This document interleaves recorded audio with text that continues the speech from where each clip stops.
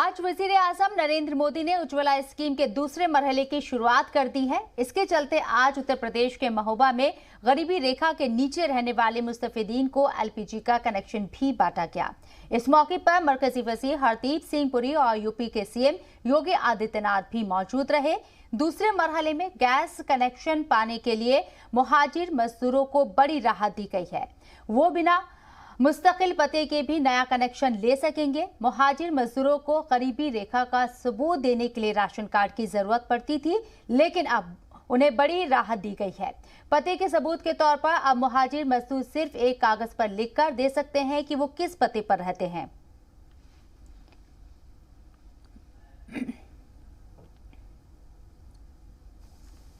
उज्ज्वला योजना ने देश के जितने लोगों, जितनी महिलाओं का जीवन रोशन किया है वो अभूतपूर्व है।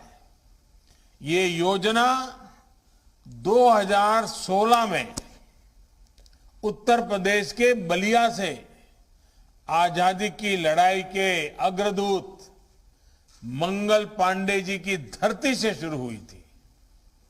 आज उज्ज्वला का दूसरे संस्करण भी यूपी के ही महोबा की वीर भूमि से शुरू हो रहा है।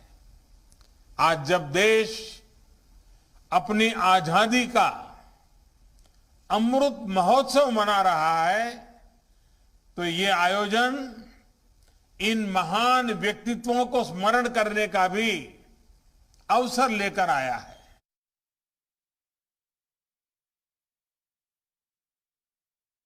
मेजर ध्यानचंद, हमारे दद्दा ध्यानचंद, देश के सर्वोच्च खेल पुरस्कार का नाम अब मेजर ध्यानचंद खेल रत्न पुरस्कार हो गया है।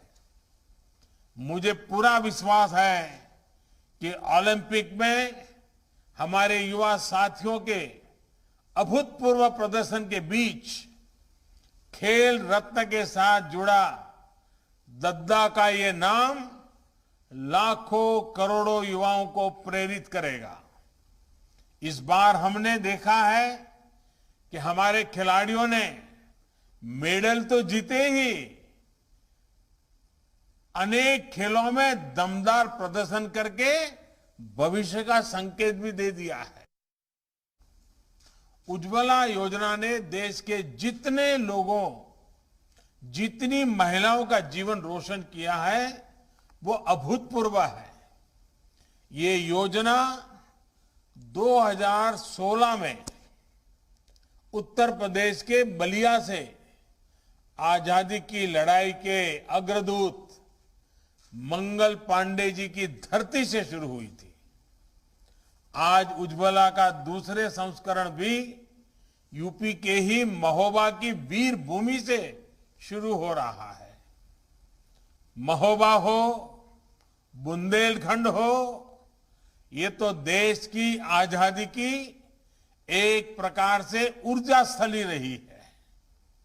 यहां के कण कण में रानी लक्ष्मीबाई, रानी दुर्गावती, महाराजा छत्रसाल, वीर अघा और उदल जैसे अनेक वीर वीरांगनाओं की शौर्य गाथाओं की सुगंध है।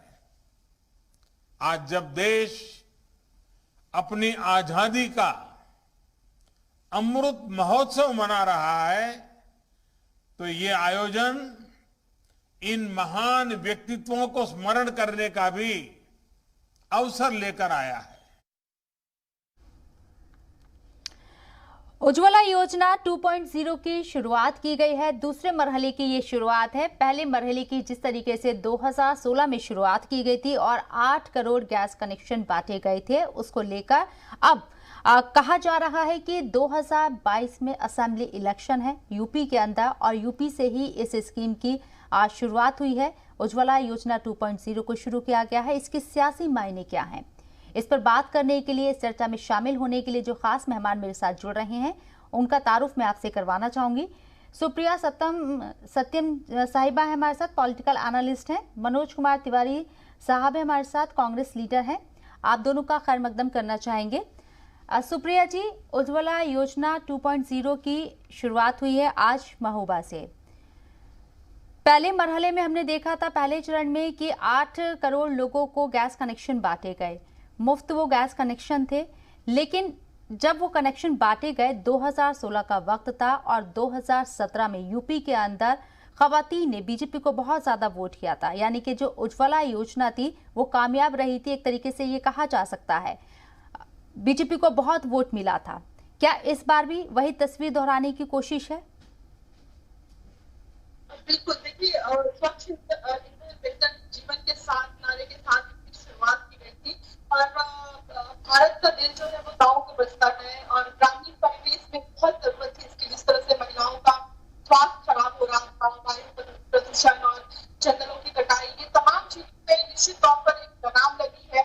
और जो एक समय की बचत आप कह सकते हैं कि लकड़ी काटना और तमाम तरह की जो चीजें थी, इसमें कहीं ना कहीं जो ग्रामीण महिलाएं थी उनको बहुत हद तक इससे छुटकारा मिला है। और क्योंकि ईंधन रसोई जो है वो किसी भी ठीक है सुप्रिया जी, आपकी आवाज में कुछ दिक्कतें बहुत क्लियर नहीं आ पा रही है, कोशिश करेंगे आपको दोबारा जोड़ने की। तब तक मैं मनोज कुमार तिवारी जी से सवाल करना चाहूंगी। मनोज जी, 2022 में इलेक्शन है, उज्ज्वला योजना 2.0 की शुरुआत की गई है, क्या कहेंगे आप? देखिए, 335 और 24 घंटा जुमलों की बरसात होगी। उत्तर प्रदेश का चुनाव होना है और प्रधानमंत्री जी की जो ये योजना है वो पूर्ण रूप से चूंकि महोबा से शुरू की गई है, पूरा देश जानता है कि महोबा से शुरुआत के तात्पर्य क्या है और मायने क्या है। दरअसल इस सरकार को, जो सत्तासीन सरकार है, उस सरकार की जनता की बुनियादी सुविधाओं और बुनियादी मुद्दों से कम बल्कि चुनाव से ज्यादा वास्ता है।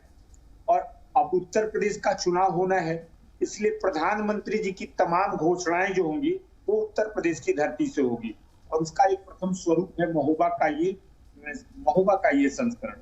एक बात मैं आपको और भी कहना चाहता हूँ। देखिए, बार बार ये कहा जा रहा है उज्ज्वला योजना संस्करण 2, संस्करण 1। संस्करण 1 के बाद अगर इसका मुआयना करें तो उत्तर प्रदेश का ही उदाहरण ले लीजिए। मैं उत्तर प्रदेश के बारे में ही चर्चा करना चाहूंगा।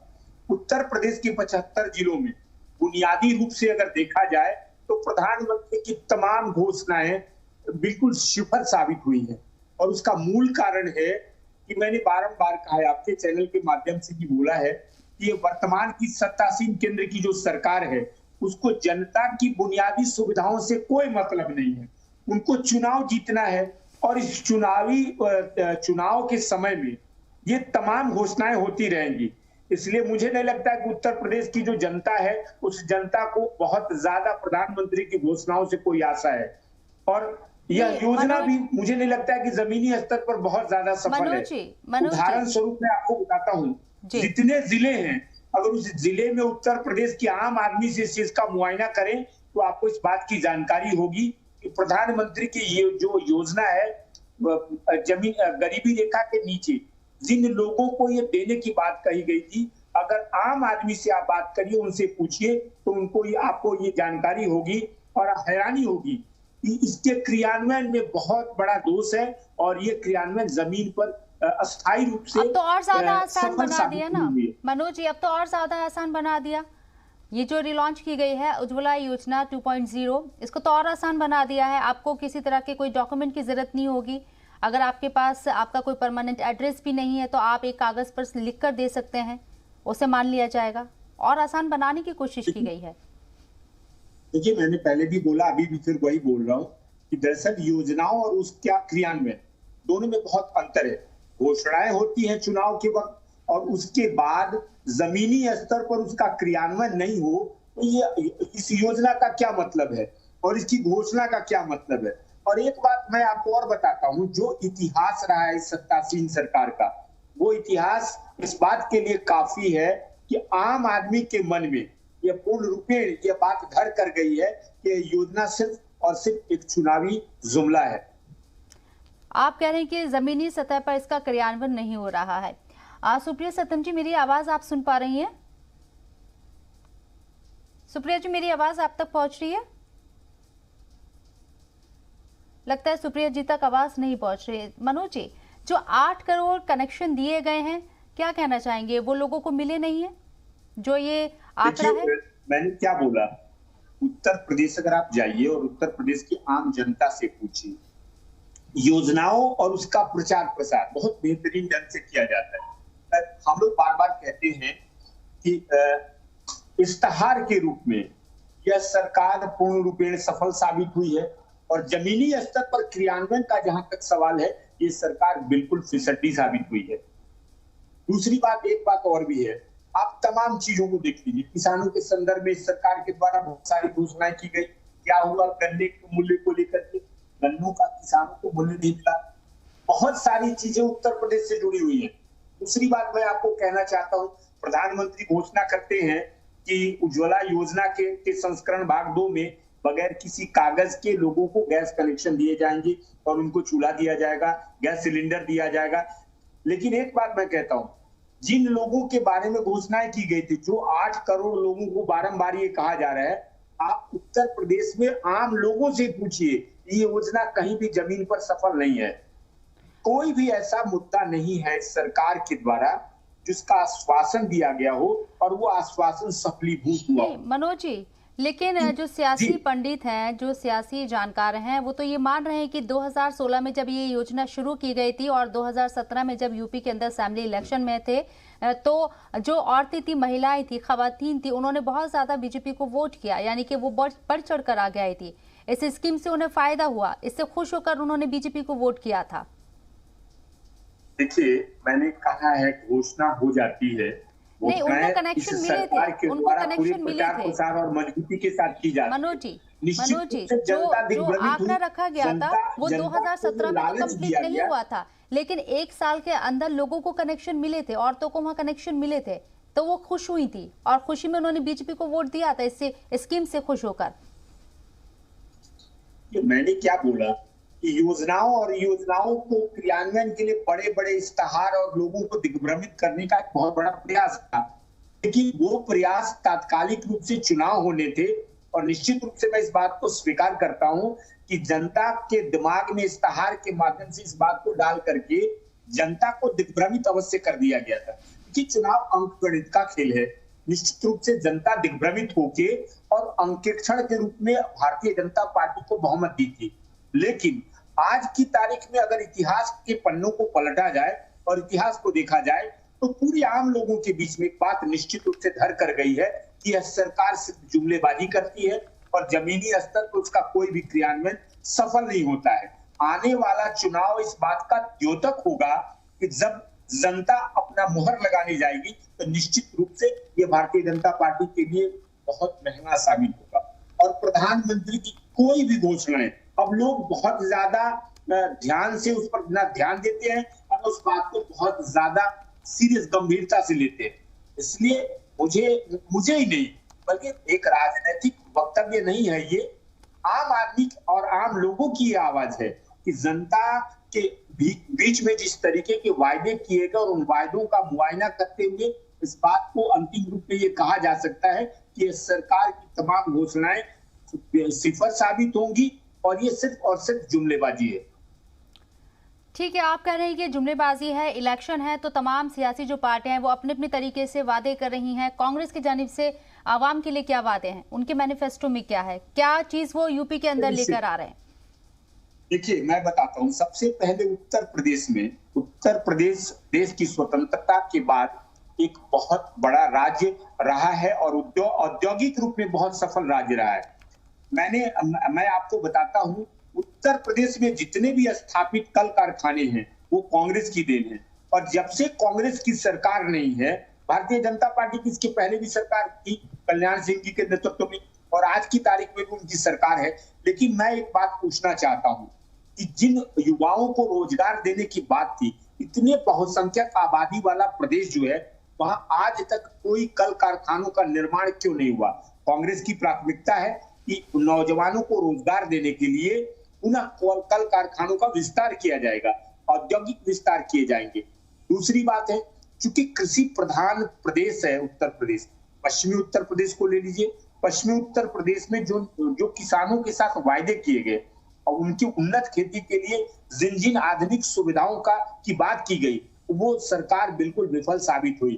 कांग्रेस का एक एजेंडा है, कांग्रेस निश्चित रूप से दृढ़ संकल्प के साथ चल रही है कि उत्तर प्रदेश के किसानों के आधुनिकीकरण के लिए उनको तरह तरह के उपकरण उनको दिए जाएंगे और औद्योगिक कृषि के को जो है आर्थिक दृष्टिकोण से उसको मजबूत बनाने के लिए, किसानों को मजबूत बनाने के लिए जितनी बुनियादी सुविधाएं हैं, कांग्रेस की सरकार आती है तो उन सुविधाओं को दिया जाएगा। तीसरी बात मैं आपको महिलाओं के सशक्तिकरण के लिए, कांग्रेस निश्चित रूप से महिलाओं की समुचित भागीदारी चाहती है और महिलाओं की समुचित भागीदारी के लिए, महिलाओं को मजबूत करने के लिए, उनके सशक्तिकरण के लिए तमाम तरीके की योजनाएं जमीनी स्तर पर पहुंचाई जाएगी। सिंचाई, ये भी एक बहुत बड़ा मसला रहा उत्तर प्रदेश में, बिजली, सड़क। एक बात आपको आश्चर्य होगा जानकर, कभी एक समय हुआ करता था कि उत्तर प्रदेश की सड़कें जो है बहुत अच्छी हुआ करती थी। मैं आपको, चूंकि हम लोग सटे हुए प्रदेश में हैं और मैं बिहार से हूँ, बहुत सारी स्थानीय मुद्दों को मैं जानता हूँ और समझता हूँ। अगर बिहार के यूपी में तो और ज्यादा अच्छी सड़कें हुई है सर, अब तो और ज्यादा बेहतरी हुई है। प्रदेश की सड़कों की हालत बहुत खराब है। मनोज कुमार जी, मैं देही इलाकों की बात नहीं कर रही हूँ। कई बड़े एक्सप्रेसवे बनाए गए हैं, यमुना एक्सप्रेसवे, कई बड़े एक्सप्रेसवे बनाए गए हैं, कैसे नकारेंगे आप? काम तो हुआ है। एक बात मैं आपको बताता हूँ, यमुना एक्सप्रेसवे से लेकर के तमाम योजनाएं हैं, जो योजनाएं सफल हुई उसका क्रियान्वयन और उसकी शुरुआत कांग्रेस के समय में की गई थी। प्रधानमंत्री सड़क योजना जो है, निश्चित रूप से मैं अटल बिहारी वाजपेयी जी की तारीफ भी करता हूं, लेकिन वर्तमान की सरकार उसमें सफल साबित नहीं हुई है। मैं उदाहरण दे रहा हूं आपको, उदाहरण के तौर पर, बिल्कुल हकीकत है। चलिए, मनोज जी से राब्ता नहीं हो पा रहा है। सुप्रिया जी हमारे साथ एक बार फिर से जुड़ गई हैं, उनका रुख करेंगे। सुप्रिया जी, मेरी आवाज आप सुन पा रही हैं? जी बिल्कुल बिल्कुल। सुप्रिया जी, अपोजिशन को आप सुन रही थी, कांग्रेस की जानिब से कहा जा रहा था कि पूरी तरीके से विफल है मौजूदा सरकार। उत्तर प्रदेश के अंदर मैंने उन्हें आंकड़ा भी बताया कि 8 करोड़ जो हैं वो गैस कनेक्शन बांटे गए थे और जो खवातीन थी, यूपी की खासकर जो खवातीन थी, वो इससे बहुत ज्यादा खुश हुई थी इस स्कीम से। उन्होंने वोट भी किया था। हमने देखा था कि जो खवातीन का जो आंकड़ा था वोट करने का वो बहुत ज्यादा था और सत्ता में काबिज होने पर एक बड़ा क्रेडिट यूपी की खवातीन को दिया गया था कि उनका बहुत बड़ा हाथ है। अब दोबारा से ये योजना आई है और ज्यादा सरल है। देखिए, निश्चित तौर पर स्वच्छ ईंधन बेहतर जीवन के नारे के साथ इसकी शुरुआत की गई थी और हम सबको पता है कि भारत का जो दिल है वो गांव में बसता है और जो गांव की महिलाएं, ग्रामीण महिलाएं थी, उनको बहुत ज्यादा फायदा हुआ, खास करके स्वास्थ्य के परिप्रेक्ष्य में भी अगर हम देखें और जिस तरह से जंगल की कटाई होती थी और जिस तरह से तमाम तरह से फायदा हुआ है। अगर आप 2018 अप्रैल 2018 में 3.5 करोड़ लोगों को मुफ्त कनेक्शन दिया जा चुका था, उसके बाद भी इतने सारे लोगों को, इतने हकीकत के धरातल पर अगर हम आए तो काम कर रही है ये सरकार, ये सबको पता भी। मैं सुन रही थी, हालांकि मेरा कनेक्शन टूट गया था बीच में, मैं बहुत ज्यादा सुन नहीं पाई, लेकिन इतना मैं ये कह रहे थे कि नहीं लोगों को फायदा नहीं हुआ है, ऐसा नहीं है। आप खुद ही कह रही हैं कि जो पिछला चुनाव हुआ था इसमें बहुत फायदा हुआ था और खासकर जो ग्रामीण महिलाएं हैं और जहां जिनका अधिकतर वक्त जो है रसोई में बीतता था, धुआं खाते हुए उनका स्वास्थ्य खराब रहता था, उन लोगों को बहुत फायदा हुआ है कि अब वो उनके घर घर में सिलेंडर पहुंच रहा है। जी बिल्कुल, सिलेंडर घरों में पहुंच रहा है और यही खवातीन इस बार क्या बीजेपी को वोट करेंगी? उज्ज्वला योजना 2.0 की आज शुरुआत हुई है। हमारे नुमाइंदे रविंदर तिवारी महोबा से हमारे साथ जुड़े हुए हैं, उनका रुख करते हैं। रविंदर, क्या रुझान है? नई उज्ज्वला योजना जो है 2.0 की आज शुरुआत की है महोबा से वजीर आजम नरेंद्र मोदी ने, किस तरह का रुझान देखने को मिला? जी बिल्कुल, मैं आपको बता दूं कि फेज 1 में जो भी लाभार्थी छूट गए थे, तो अब फेज 2 के जो आज शुरुआत नरेंद्र मोदी द्वारा की गई है, उससे निश्चित तौर पर जो लाभार्थी छूट गए थे उनको लाभ मिलेगा। इसके अलावा अब जिस प्रकार के इसमें राशन कार्ड और अन्य कोई डॉक्यूमेंट्स लगते थे, अब वो भी इन लोगों को नहीं देने पड़ेंगे और एक स्थायी पता के तौर पर उनको गैस कनेक्शन मिल सकेगा। खवातीन जो गैस सिलेंडर को लेकर दिक्कतें होती थी कनेक्शन लेने के लिए और खासकर प्रवासी मजदूरों की अगर मैं बात करूं तो बहुत ज्यादा दिक्कतें होती थी, उनके पास कोई प्रूफ नहीं होता था, उनका पता क्या है इसको लेकर बहुत ज्यादा दिक्कतें होती थी। अब उसे आसान करने की कोशिश की गई है। उन लोगों का किस तरीके का रद्द अमल सामने आ रहा है? जी बिल्कुल, जो प्रवासी मजदूर हैं उनको अब इस सब योजना से बहुत लाभ मिलेगा और उनका रुझान भी अब गैस कनेक्शन की तरफ बढ़ेगा, क्योंकि अभी सबसे बड़ी समस्या आ रही थी कि लोगों के पास राशन कार्ड या कोई भी स्थायी निवास नहीं होता था, इसलिए उनको कनेक्शन नहीं मिल पाते थे। लेकिन आज जो फेज 2 की शुरुआत प्रधानमंत्री द्वारा की गई है, उससे निश्चित रूप से लोगों को लाभ मिलेगा। चलिए, जो लोग छूट गए थे इस स्कीम का लाभ लेने से, जिन्हें फायदा नहीं पहुंच पाया था, क्योंकि यह हदफ पहले ही पूरा कर लिया गया था 8 करोड़ का, अब जो लोग छूट गए थे उनको फिर से फायदा पहुंचाने के लिए इस योजना की दोबारा से शुरुआत की गई है। एक छोटे से ब्रेक के लिए मुझे रुकना पड़ रहा है, जल्द हाजिर होंगे ब्रेक के बाद।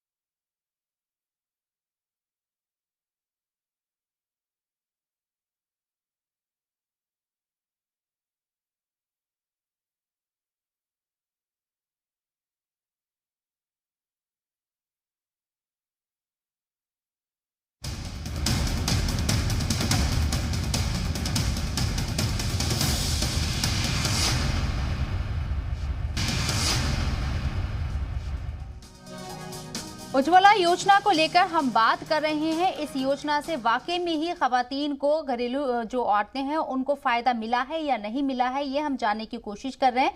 फायदा हुआ है, इसलिए ये दूसरी योजना उज्ज्वला योजना 2.0 की शुरुआत की गई है। इससे अब कितना फायदा होगा ये भी जानेंगे, लेकिन उससे पहले हमारे साथ जो खास मेहमान जुड़े हुए मनोज कुमार तिवारी जी, कांग्रेस लीडर हैं, उनके पास मैं जाना चाहूंगी और सर आपसे पूछना चाहूंगी, आपने यूपी के अंदर जो काम हुए हैं आपने उनको सिरे से नकार दिया है, लेकिन जो आंकड़ा मेरे पास है वो आपके साथ में शेयर करना चाहूंगी और उसके बाद आपका उस पर क्या तबादला ख्याल है वो जानूंगी मैं। योगी सरकार के 4 साल में 13,000 किलोमीटर नई सड़कें बनी हैं, 3 लाख किलोमीटर सड़कें गड्ढा मुक्त हुई हैं। इसके साथ ही 8 हवाई अड्डों से उड़ान भरी जा रही है। इसके साथ ही 13 और नए हवाई अड्डे बनाए जा रहे हैं। फिर कैसे कह रहे हैं आपके बिल्कुल विकास नहीं हुआ? ये आंकड़े झूठे हैं? जी मैं उसका जवाब देता हूँ। सबसे पहले मैं आपकी एक बात बताऊँ, योजनाएं और योजनाओं का क्रियान्वयन दोनों में बहुत फर्क। नहीं सर, ये बनी योजना है तभी तो उनका क्रियान्वयन हुआ ना, जमीनी सतह पर तो दिख रहा है। तो सुनिए, आपने जो उदाहरण दिया कि 13,000 किलोमीटर और उत्तर प्रदेश में बहुत सारी सड़कें बनी हैं, मैं आपको एक सीधा सा उदाहरण देता हूँ। बिहार का सीमावर्ती इलाका है उत्तर प्रदेश, और बलिया चले जाइए आप। बलिया से अगर आप गाजीपुर, आपको बनारस की दूरी तय करनी है तो 7 से 8 घंटे लग जाते हैं। सड़कों की इतनी बुरी हालत है, इतनी दुर्दशा है कि आम आदमी को पूरा दिन सिर्फ 70 किलोमीटर की दूरी तय करने में लगता है। दूसरी बात मैं आपको और बताना चाहता हूँ, उत्तर प्रदेश का कोई भी ऐसा जिला बताइए जिस जिले में जो NH की सड़कें हैं, नेशनल हाईवे है, जो केंद्र सरकार के द्वारा जो सड़कें बड़े बड़े शहरों को जोड़ती हैं, वो पहले से भी दुरुस्त थी और आज भी दुरुस्त है। लेकिन जो ग्रामीण सड़कें हैं या जो कनेक्टिव सड़क है, उसकी स्थिति बहुत खराब है, जो प्रदेश के सरकारों के अंतर्गत है।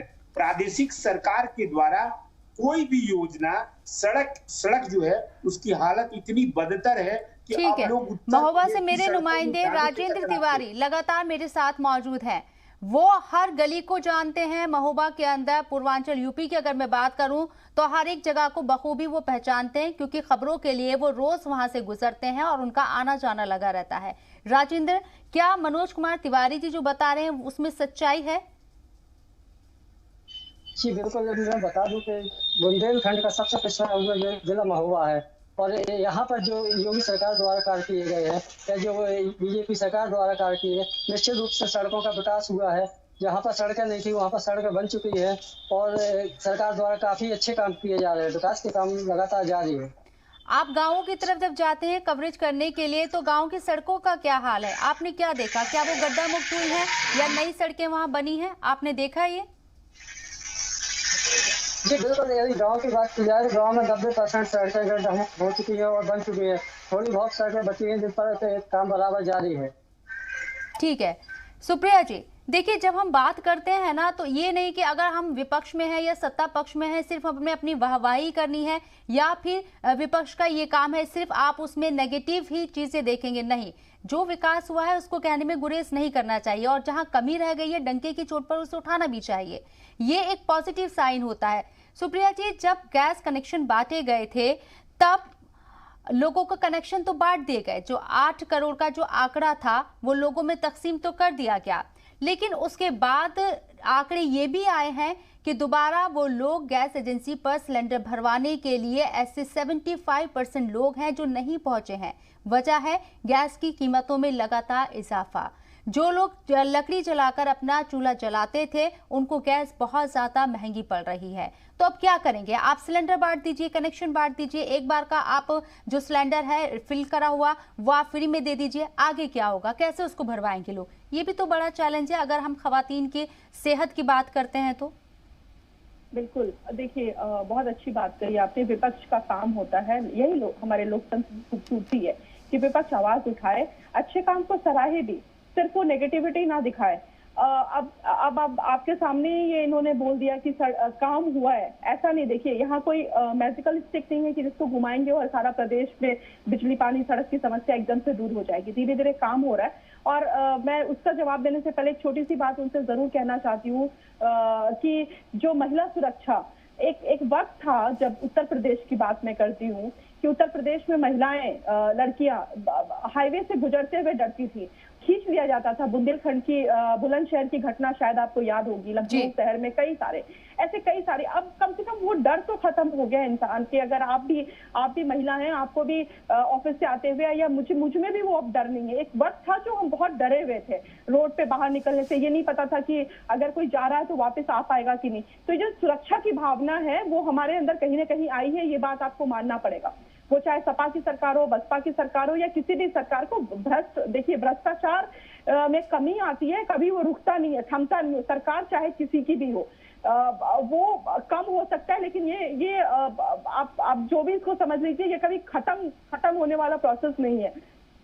और दूसरा, अब ये आपने बिल्कुल सही कहा कि जिस तरह से दाम बढ़ रहे हैं, लोगों के हाथ में हथियार तो थमा दिए गए लेकिन उनको जो बुलेट है वो नहीं दिया जा रहा है। निश्चित तौर पे जिस तरह से दाम बढ़ रहे हैं सिलेंडर के, पेट्रोल के आए दिन, और सरकार को ये आप सबको पता है कि जिस तरह से हम पेंडेमिक पीरियड में हम सारा देश इस कोरोना के जंग को लड़ रहा था और सारा कार्यतंत्र हमारा ठप पड़ गया था, तो कहीं ना कहीं उसका मार हर जगह हर क्षेत्र में पड़ा है और निश्चित तौर पे हम इससे भी उबर जाएंगे और वो दिन भी आएगा जिससे हम उबर जाएंगे। कम से कम शुरुआत तो हुई। सबसे अच्छी बात यह है कि आज घर घर में सिलेंडर है और शुरुआत हुई है और निश्चित तौर पर वो भी एक दिन आएगा जब सब कुछ ठीक हो जाएगा। जी ठीक है मनोज जी, जब गैस सिलेंडर की कीमतों में हम इजाफा देखते हैं तो कहा जाता है कि भाई सब्सिडी आ रही है, उसके तहत आपको सिलेंडर सस्ता मिल जाएगा।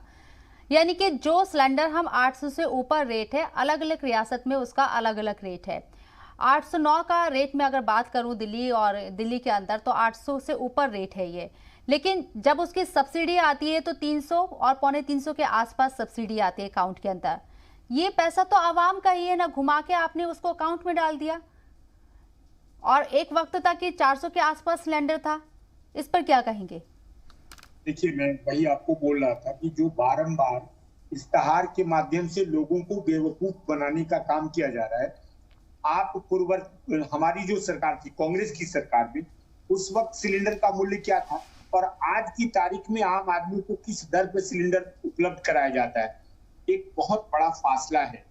दूसरी बात, मैं आपको एक बात कहना चाहता हूं, अभी भारतीय जनता पार्टी के प्रवक्ता की बात को मैं सुन रहा था, एक बात मैं आपको कहना चाहता हूं।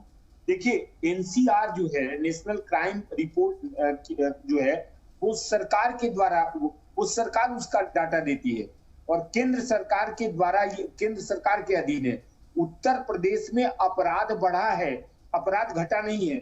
आज की तारीख में मुझे नहीं पता किस जिले का उदाहरण दिया जा रहा है, लेकिन इटावा, मैनपुरी होते हुए आप पश्चिमी उत्तर प्रदेश में जाएं या ये पूर्वी उत्तर प्रदेश में जाएं, जो बलिया का इलाका है, गाजीपुर है, मऊ है, या तमाम ये जो इलाके हैं, कानपुर का इलाका है, कहीं पर भी महिलाएं सुरक्षित नहीं है। और एनसीआर की रिपोर्ट बताती है कि उत्तर प्रदेश में क्राइम में इजाफा हुआ है, तो वहां लोग महफूज नहीं है।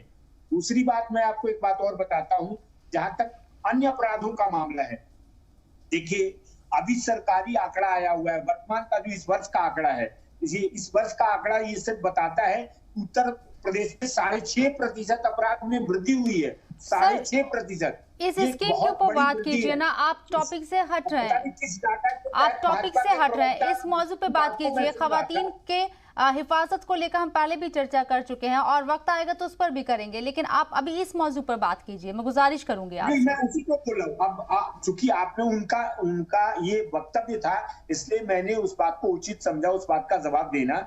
मैं अभी बोल रहा था कि जो सिलेंडर का मूल्य है या जो गैस का मूल्य है, उस मूल्य में भारी अंतर है।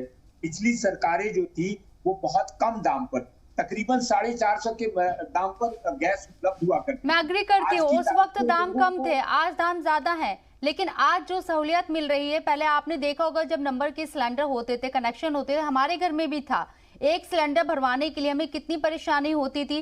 पहले तो नंबर से कनेक्शन बहुत मुश्किल से मिल पाता था और ब्लैक में उसका प्राइस जो होता था वो 1000 रुपये तक पहुंच जाता था, ये भी एक सच्चाई है।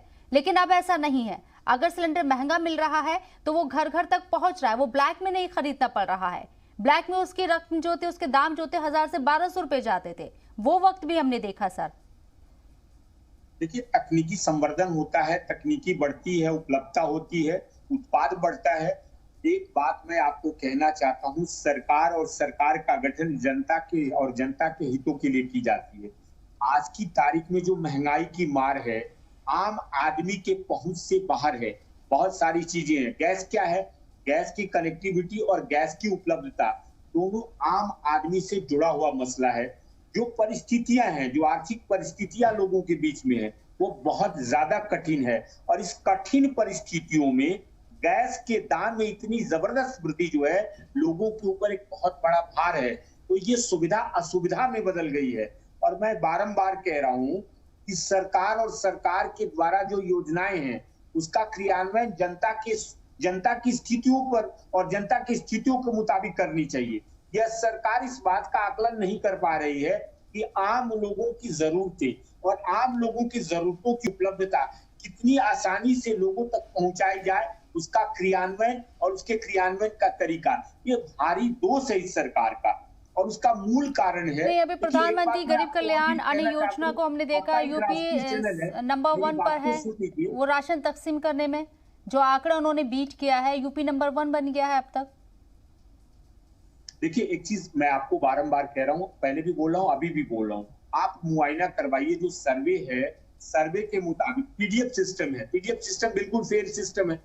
पीडीएफ के ऊपर बारंबार इस बात की चर्चा की गई है। और आज गैस कनेक्टिविटी और गैस के ऊपर चूंकि आप चर्चा करा रही हैं, तो मैंने उसके बारे में बोला कि आम आदमी के पहुंच से बाहर है गैस सिलेंडर। अगर एक व्यक्ति जो बहुत आर्थिक स्थिति उसकी खराब है, क्योंकि वित्तीय अवस्था आपको पता है पूरे हिंदुस्तान में वित्तीय अवस्था इस सरकार के द्वारा चरमरा दी गई है, लोग बिल्कुल बुरी स्थिति में है। और उस बुरी परिस्थिति में गैस के दाम में इतना बड़ा इजाफा, ये लोगों के पहुंच के अंदर कहाँ है। इसलिए मुझे लगता है यह सुविधा जो है, जिसका इश्तहार और जिसका विज्ञापन दिया जा रहा है और लोगों को दिग्भ्रमित करने का प्रयास किया जा रहा है, अगर आप आम आदमी से पूछिए तो वो बताएगा आपको इस ठीक है। सरकार और सुप्रिया सरकार के जी, द्वारा ये जो घोषणा हर की जा घर रही में है गैस वो सिलेंडर बिल्कुल पहुंचाने सही है। का जो अज़्म इस मौजूदा सरकार ने लिया है, चाहे यूपी सरकार हो या मरकजी सरकार हो, ये जो अज़्म लिया है, लेकिन जो बढ़ती कीमतें हैं वो इस बात की तरफ इशारा करती हैं कि ये सिर्फ शो पीस है। जो सिलेंडर बांटे गए हैं वो सिर्फ शो पीस है, घर की शोभा बढ़ाएंगे लेकिन फायदा नहीं पहुंचाएंगे। देखिए, एलपीजी क्षेत्र में एक बड़ी कामयाबी मिली है, इस बात से आप भी इनकार नहीं कर सकते। नकली उपभोक्ता खत्म हुआ है, सब्सिडी सही हाथों में पहुंच रही है, शुरुआत हो गई है। मेरे कहने का कुल मिलाकर मतलब यह है कि शुरुआत निश्चित तौर पे मैं बिल्कुल इस बात से एग्री करती हूँ कि महंगाई बढ़ी है। और महंगाई क्यों बढ़ी है ये सबको पता है कि जिस तरह से कोरोना काल में हमारा देश जूझ रहा है, दुनिया जूझ रही है, दुनिया रुकती गई थी, थमसी गई थी। और ये सबके ऊपर मुसीबत है, सिर्फ हमारे ऊपर मुसीबत है ऐसा नहीं है कि सिर्फ भारत में ऐसा हो रहा है। कहीं ना कहीं इकोनॉमी हमारा कहीं ना कहीं चरमरा गया है और उसको धीरे धीरे ट्रैक पे लाने की कोशिश की गई। लेकिन सबसे अच्छी बात यह है कि पहल जैसी योजनाओं के माध्यम से घरेलू गैस के वितरण में जो था, जो आपने पहले भी बोला कि हम ठीक है वो मूल्य उसका 400 रुपए हो या 500 रुपए हो, लेकिन हम ब्लैक में खरीदते थे। आपको शायद याद होगा कि हम घंटों घंटों लोग रात से लाइन में लगना शुरू करते थे।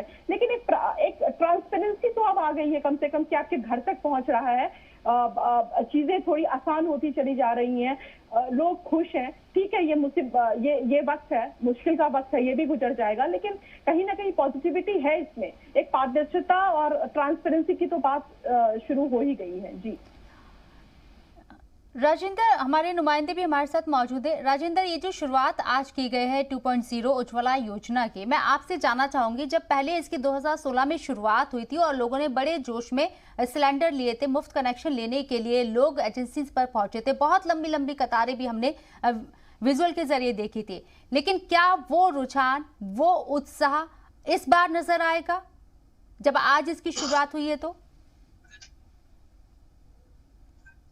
जी बिल्कुल, जिस प्रकार आज उज्ज्वला शो की शुरुआत की गई है, इससे निश्चित तौर पर है कि एक चीज तो साफ है कि जो पहले लाइनें लगती थी गैस कनेक्शन सिलेंडर लेने के लिए, वो अब लाइनें दिखाई नहीं देती, क्योंकि ऑनलाइन बुकिंग होने के कारण अब गैस सिलेंडर जो है घर पर लोगों को सुविधा से मिल रहे हैं। तो इस योजना से निश्चित रूप से सिलेंडर तो मिलेंगे, लेकिन जो योजना का लाभ है वो लाभार्थियों को मिलेगा। चलिए, उम्मीद की जा रही है कि इसका लाभ मिले और जिस मकसद से ये स्कीम शुरू की गई है उससे लोग फायदा जरूर उठाएं, क्योंकि लोगों के फायदे के लिए स्कीम्स लाई जाती हैं। लेकिन जैसे कि हमने कहा कि बहुत बार ऐसा देखने को मिला है कि योजना शुरू कर दी जाती है, लाभ भी मिलता है, फायदा भी होता है, लेकिन उसको कंटिन्यू कैसे रखा जाए, उसे मुसलसल कैसे बनाए रखा जाए, ये एक बड़ा सवाल पैदा होता है। मनोज कुमार जी, आपसे मैं जानना चाहूंगी, उत्तर प्रदेश के अंदर 2022 में चुनाव है, जातीय समीकरण साधने की पूरी कोशिश हो रही है। अब उज्ज्वला गैस योजना के जरिए, प्रधानमंत्री गरीब कल्याण अन्न योजना के जरिए सामाजिक संतुलन बनाने की भी कोशिश हो रही है। आपको लगता है कि जातीय समीकरण और सामाजिक संतुलन बनाने से इस बार उत्तर प्रदेश की जनता खुश हो जाएगी या वोट करेगी इन मुद्दों पर? देखिए, मैंने पहले भी बोला है, आर्थिक दृष्टिकोण से औद्योगिक क्षेत्र में, कृषि के क्षेत्र में या अन्य तमाम क्षेत्र में वर्तमान सरकार बिल्कुल सुसज्जित साबित हुई है। जहाँ तक कोरोना संक्रमण का सवाल है, अभी मुख्यमंत्री की बात को मैं सुन रहा था। देखिए, कोरोना संक्रमण के मामले में पूरा देश जानता है कि उत्तर प्रदेश की सरकार जो है अपने लोगों को, उत्तर प्रदेश के लोगों को बुनियादी सुविधाएं नहीं पहुंचा पाई। आपको इसके पहले भी मैंने बोला था, जो टेस्टिंग की प्रक्रिया थी, कोरोना संक्रमण में टेस्टिंग की प्रक्रिया उत्तर प्रदेश में बिल्कुल खत्म अवस्था में थी। किसी जिले में किसी भी प्राथमिक स्वास्थ्य केंद्र पर टेस्टिंग की प्रक्रिया बिल्कुल सही तरीके से नहीं हो रही थी। फर्जी डाटों के आधार पर सरकार अपना थपथपाती थी। जो जनता समस्याओं से जूझती है वो कागजी इस्तेहार पे नहीं चलती, उससे उसको कोई फायदा नहीं पहुंचता। आपने बोला कि वर्तमान जो सरकार है उसकी तमाम योजनाओं से जनता उसको फायदा होगा कि नहीं। मैं आपको बोलता हूं कि जनता इस बात को, उत्तर प्रदेश की जनता जो है इस बात को बहुत अच्छे से समझ चुकी है। इस सरकार के बस की बात नहीं है, क्योंकि जो कांग्रेस पे यकीन करेगी यूपी की जो आवाम इस बार? तो मैंने सुनिए, जो सरकार किसानों को ठगने का काम की, नौजवानों को ठगने का काम की, नहीं सर, मैं वही कह रही हूँ ना, तमाम खामियां हैं सरकार के अंदर। मैं ये जानना चाह रही हूँ कि कांग्रेस पर इस बार यूपी की आवाम भरोसा करने जा रही है? बिल्कुल, मैंने क्या बोला, उत्तर प्रदेश की बुनियादी आवश्यकताओं को कांग्रेस बखूबी समझती है और आज की तारीख में कांग्रेस का एक और एकमात्र एजेंडा है कि इस प्रदेश के लोगों की बेहतरी के लिए और जमीनी स्तर पर किन चीजों के लिए संघर्ष किया जा सकता है और लोगों को किन सुविधाओं के कौन कौन सी सुविधाएं दी जा सकती है, कांग्रेस उससे भली भांति परिचित है कि हमारी जब ठीक है। लेकिन जो हमारे पास खबरें हैं मनोज कुमार साहब, हमारे पास जो रिपोर्ट है और जो खबरें हैं वो ये बताते हैं कि उत्तर प्रदेश के अंदर कांग्रेस का जो जनाधार है वो लगातार सिकुड़ता जा रहा है। आप अपनी पारंपरिक सीट भी नहीं बचा पाए हैं। लोकसभा के जब इलेक्शन हुए थे, आपके जो बड़े नेता थे, कांग्रेस के बड़े चेहरे थे, वो भी बीजेपी में जा रहे हैं। आवाम को अब कैसे आप अपने साथ जोड़ेंगे, ये मेरी समझ से बाहर है। सुप्रिया जी, आप इत्तेफाक रखती हैं कि यूपी की जो आवाम है वो कांग्रेस पर यकीन करेगी आने वाले वक्त में? निश्चित रूप से ये मैं सुप्रिया जी से पूछना चाह रही हूँ। सुप्रिया जी, और आपको पूरे प्रदेश को पता है, देश को पता है, अभी बंगाल में चुनाव हुए हैं, वहां भी ये मौन थे, कोरोना में भी ये गौन थे। मैं बीजेपी की तरफ से नहीं बोल रही हूँ, मैं इनको एक चीज बताना चाहती हूँ कि राजनीतिक विश्लेषक भारतीय जनता पार्टी की दूसरा ये है कि भारतीय जनता पार्टी की तो इन्होंने सारी कमियां गिना दी, लेकिन ये इनका क्या योगदान था? ये देश की सबसे बड़ी पार्टी, सबसे पुरानी पार्टी, अभी भी वो विपक्ष में बैठे हुए हैं, लेकिन कोरोना में इनका सिवाय ठीक है, सुन लीजिए मनोज कुमार जी, सुन लीजिए मनोज कुमार जी सुन लीजिए, इन्होंने हकीकत के धरातल पे क्या किया है, ये आप मुझे बता दीजिए। इनका एक योगदान, एक चीज, एक कार्य जो इन्होंने अभी उत्तर प्रदेश में किया हो या कोरोना काल में ही किया हो। देश की सबसे पुरानी पार्टी है, सबसे बड़ी पार्टी है, ये चाहते तो बहुत कुछ कर सकते थे, लेकिन सिवाय विपक्ष में बैठ के भी ये मौन है, गौन है और कहीं कुछ दिख नहीं रहा है इनका। तो जिस तरह से इनके सारे पार्टी जो इनके पार्टी के लोग हैं छोड़ के बीजेपी और अन्य पार्टियों में जा रहे हैं, तो उसमें बहुत मुश्किल है, इनका भविष्य जो है वो भंवर में ही दिख रहा है मुझे। ज्यादा कांग्रेस के और कांग्रेस के लोगों ने किया था, आपको इस बात की जानकारी होनी चाहिए, ये पूरा देश जानता है, आपको नहीं पूरा देश जानता है, बहुत अच्छी बात है। मुझे सुनाई नहीं दे रहा है वो क्या बोल रहे हैं, लेकिन बस मैं इतना कहना चाहती हूँ कि अगर ये चाहते हैं कि उत्तर प्रदेश में फिर से ये प्रखर होकर और मुखर होकर इनको आगे आना चाहिए और चीजें संभालनी चाहिए, क्योंकि अभी तक ये कहीं पिक्चर में नजर नहीं आ रहे हैं। ये चैनल के पैनल पर तो नजर आते हैं, लेकिन कहीं भी जो क्षेत्र है या जहाँ कहीं भी इनके नुमाइंदे या कोई, जैसे सपा अभी एक्टिव हुई है या बसपा ने अभी वहां से प्रबुद्ध सम्मेलन करना शुरू किया है, तो कांग्रेस की तरफ से कोई ऐसी पहल नहीं हो रही है, कोई बताइए ना मनोज जी, बताइए ना कहाँ है आप, किस चीज का इंतजार कर रहे हैं? इतना बड़ा इलेक्शन है यूपी के अंदर, लेकिन कोई सरगर्मी नजर नहीं आ रही है। हाँ, आप मदरसों के साथ जुड़ना शुरू हो गए हैं, 2 लाख मदरसों के साथ आपने कांटेक्ट करना शुरू कर लिया है। जातीय राजनीति तो आप भी कर रहे हैं ना वहाँ पर, उसके अलावा आप क्या कर रहे हैं? आप मेरी बात सुनिएगा जरा ध्यान से, मैं वही बोल रहा हूँ। मैंने कहा कि उत्तर प्रदेश जिलों में अगर विपक्ष की सशक्त भूमिका और उत्तर प्रदेश की जनता की बुनियादी सुविधाओं को लेकर अगर कोई संघर्ष कर रहा है, जिला पंचायत में कहाँ थे आप? जिला पंचायत चुनाव में कहाँ थे आप? जिला पंचायत चुनाव में कहाँ थे आप? मैं आपसे एक सवाल करता हूँ, मेरे सवाल का जवाब दे दीजिए आप इस टेलीविजन चैनल पर। सवाल का जवाब तो सिर्फ मैं एंकर के सवाल का जवाब दूंगी और किसी के सवाल का जवाब नहीं दूंगी। मैं बस इतना पूछ रही हूँ जो हमारे एंकर है उनके माध्यम से कि जिला पंचायत में आप इतने गौन और इतने मौन। मनोज जी ठीक है मनोज जी, आप अपनी बात कंप्लीट कीजिए, फिर मैं आपसे सवाल लूंगी। मनोज जी बोलिए। मैंने बोला कि उनसे पूछिए भाजपा के प्रवक्ता से कि वर्तमान सरकार भारतीय जनता पार्टी की है, सिर्फ वो एक व्यक्ति का नाम बताए जो कोरोना के संक्रमण काल में प्रदेश की जनता के बीच रहा हो और उसके लिए काम किया हो। क्या बात कर रहे हैं? सीएम योगी आदित्यनाथ खुद दौरा कर रहे थे, एक कोविड सेंटर का जाकर, जहाँ वैक्सीनेशन हो रहा था वहाँ खुद जाके कर रहे थे। ये तो तस्वीरें सबने देखी है ना। अब बिल्कुल इतना एकदम सिरे से मत नकारिए ना सर। नहीं, तस्वीरें झूठ नहीं बोलती है, तस्वीरें झूठ नहीं बोलती, और हमने खूब ये तस्वीर दिखाई है। लोगों पे रहा है, किसी एक मंत्री का नाम तो बताइए, बता दीजिए कि वो कहाँ गए थे और कौन सा काम किए थे। और अगर बसों की सुविधा से लेकर के आम आदमी को गंतव्य स्थान तक पहुंचाने का काम सिर्फ और सिर्फ कांग्रेस के लोगों ने किया था। और आप कह रही हैं कांग्रेस ने काम ही नहीं किया, क्योंकि आप भाजपा की प्रवक्ता होकर बोल रही हैं। अरे सर एक सेकेंड, कोई बीजेपी का है या कांग्रेस का है, अपना अपना नजरिया है। सिर्फ पार्टी का साइन लेने से इंसान का नजरिया नहीं बदलता है। अगर कोई मौजूदा सरकार काम कर रही है तो उसकी अगर कोई तारीफ करेगा तो इसको हम किसी साइन के साथ, लेबल के साथ फिक्स नहीं कर सकते हैं। उनका अपना नजरिया है, वो उस नजरिए से बता रहे हैं। आप कांग्रेस के लीडर हैं, आप उस नजरिए से बात कर रहे हैं। इस बीच में हम कहाँ फंस रहे हैं, मुझे ये बताइए। आप उत्तर प्रदेश के अंदर जो अभी इलेक्शन हुए हैं उसमें कांग्रेस कहाँ थी? ये तो सेमीफाइनल कहा जा रहा था। जब फाइनल में आप जा रहे हैं तो सेमीफाइनल तो फेस कीजिए। आपने प्रश्न किया, उसका जवाब तो सुन लीजिए। मैंने क्या बोला, देखिए चुनाव महज 6 वर्षों से कांग्रेस सत्ता में नहीं है। 6 वर्षों में आप लोगों ने पूरे हिंदुस्तान में एक ऐसा माहौल खड़ा कर दिया है कि जैसे लगता है कांग्रेस बहुत समय से शासन में नहीं है। अरे ठीक है, 70 साल आपने राज किया है, 70 साल कांग्रेस ने राज किया है। सुनिए, 70 साल का था, एक सेकेंड, इतिहास बताता है इस बात का। मनोज जी, कांग्रेस के खिलाफ कोई नहीं है। मेरी बात सुनिए, आप मेरी बात सुनिए। तीन मुद्दों के ऊपर मनोज जी मेरी बात सुनिए। मनोज जी आप सुनेंगे? मनोज जी सुनेंगे आप? ठीक है, अब सुन तो लीजिए। आप सुनने का तो मादा रखिए ना सर, आप सुनते नहीं है। सत्ता आती है जाती है। अरे भाई सवाल तो सुन लीजिए, जब तक सुनेंगे नहीं कैसे कंप्लीट होगा? आपका नजरिया जो है और आपका मूल्यांकन सिर्फ और सिर्फ सत्ता का आधार बना के हो तो बहुत सारे ऐसे दल हैं, लेकिन इसका मतलब ये नहीं है हम सत्ता में नहीं है। लेकिन उसके बावजूद भी मैंने क्या बोला? अरे सर हम कहाँ आपको कमतर आंक रहे हैं? आप मेरी बात ही नहीं सुन रहे हैं। कांग्रेस को कौन कमतर आंक रहा है? जिसने 70 साल शासन किया हो, जिसने 70 साल शासन किया हो, आज वो क्यों हाशिए पे? हम तो यही कह रहे हैं ना कि आपको तो फ्रंट पे आना चाहिए। मजबूत विपक्ष के तौर पर तो आप सामने आइए, हम तो यही कह रहे हैं।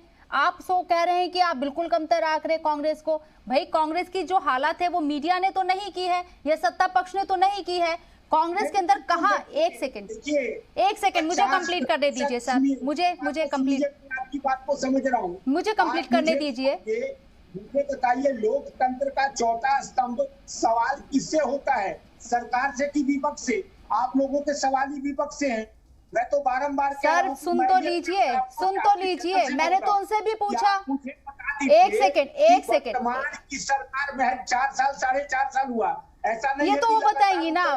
अरे भाई ये तो सुप्रिया जी बताएंगी ना, मैं सरकार की नुमाइंदे थोड़ी हूँ जो मैं बताऊंगी। मैं तो आपको ये बता रही हूँ कि ये आंकड़े हैं। आप कह रहे कुछ नहीं हुआ है, मैं ये बता रही हूँ ये काम हुआ है।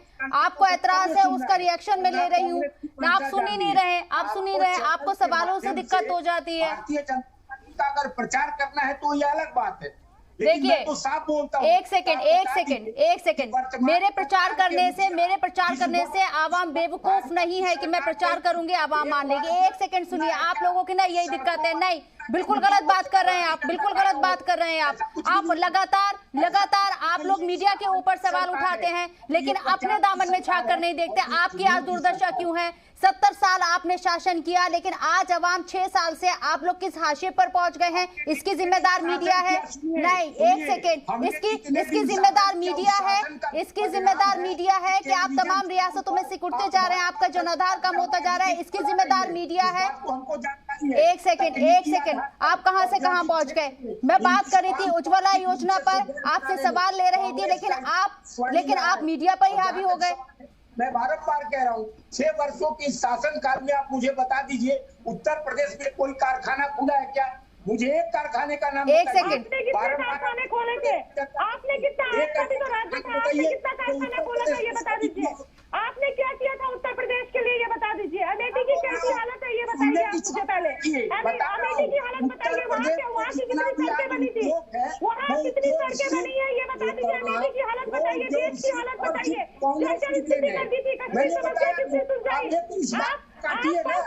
एक सेकंड, दोनों अगर ऐसे ही करेंगे ना तो समझ नहीं आएगा। एक सेकंड, बड़े उद्योग उत्तर प्रदेश का कोई ऐसा उद्योग हो? एक सेकंड, अरे सर सुन तो लीजिए। 1 मिनट सुप्रिया जी, 1 मिनट मनोज जी, 1 मिनट। आपने सवाल पूछा ना कितने कारखाने लगे। एक सेकंड सर सुनिए तो सही। कारखाना आपको याद हो? प्लीज यार, प्लीज आप इनकी आवाज थोड़ी देर के लिए म्यूट कर दीजिए, ये बिल्कुल नहीं सुनना चाह रहे। मनोज जी प्लीज, ये तरीका नहीं है, ये तरीका नहीं है। सुप्रिया जी, उत्तर प्रदेश के अंदर योगी सरकार ने कारखानों को लेकर क्या काम किया है, बताएं आप। देखिए, आपको पता है अभी पिछले योगी सरकार का सबसे अभी जिस तरह से लोगों से अभी उन्होंने इंटरनेशनल एक लीग की थी और लोगों से मिलना जुलना उन्होंने शुरू किया था, चीजें चल रही हैं अभी कहीं ना कहीं। आपको भी पता है कि 4 साल में योगी सरकार ने कितना काम किया है, वो लोगों के सामने है। और इसमें कुछ कहने, और सबसे पहली बात मैं एक चीज क्लियर करना चाहती हूँ कि मैं भाजपा की प्रवक्ता नहीं हूँ, मैं राजनीतिक विश्लेषक हूँ। मेरा एक नजरिया है, एक सोच है, लेकिन मैं भाजपा की प्रवक्ता नहीं हूँ। ये बार बार मुझे भाजपा बोल रहे हैं। अब इनको कोई आना है तो ये भाजपा की सत्ता हो गई, ये क्या बात हो गई? मैं भी इस देश की, मैं भी वोट देती हूँ, मैं भी देश की सिटीजन हूँ, तो मुझे बोलने का अधिकार है। मुझे भी अच्छे, आपको जैसे अच्छे आप पत्रकार हैं, मेरी भी 15 साल की पत्रकारिता रही है, मैं राजनीतिक विश्लेषक हूँ, लेकिन इसका ये मतलब नहीं है कि मुझे इस तरह से खड़ा कर दिया जाए कि मैं जो योगी सरकार ने काम किया है वो अरे सबको सुप्रिया पता जी, है। आपको तो प्रवक्ता कह रहे हैं, हमें तो प्रचार करने के लिए उन्होंने जिम्मेदार ठहरा दिया है। यही तो अब इनको आईना दिखाइए तो इनको प्रॉब्लम हो जाती है। 70 साल में आपने क्या किया? देश की जर्जर स्थिति बना दी। कश्मीर को आप होते थे। चलिए, जमीनी स्तर पर बता दीजिए ना, कोई कारखाना खुलवाया क्या आपने? रोजगार कितने दिया आपने लोगों को? चलिए, ये सियासी बहस है और ये चलती रहेगी। सत्ता पक्ष के ऊपर अपोजिशन सवाल उठाता रहेगा और सत्ता पक्ष उसका जवाब देती रहेगी। ये बहस इसी तरीके से चलती रहेगी, इसका कोई अंत नहीं हो सकता। ये राजनीति है। बहरहाल, आप दोनों का बहुत बहुत शुक्रिया हमारे साथ इस चर्चा में शामिल होने के लिए। इसके साथ ही राजेंद्र, आपका भी बहुत बहुत शुक्रिया तमाम जानकारी हम तक पहुंचाने के लिए। मेरा सवाल सिर्फ इतना था कि ये जो योजना रिलॉन्च की गई है, उज्ज्वला योजना 2.0 शुरू की गई है आज, उससे खवातीन को क्या वाकई में सच में फायदा होने वाला है? क्योंकि गैस की कीमतें लगातार बढ़ रही हैं। सिर्फ यही जानने की हम कोशिश कर रहे थे, लेकिन यहाँ सत्ता पक्ष और इनफैक्ट यहाँ पॉलिटिकल जो एनालिस्ट थे वो भी आपस में यहाँ बहस करते नजर आए, लेकिन इस पर किसी ने पूरी तरीके से नजरसानी करने की कोशिश नहीं की। बहरहाल, इस नजरिया में इतना ही। दीजिए इजाजत, आदाब।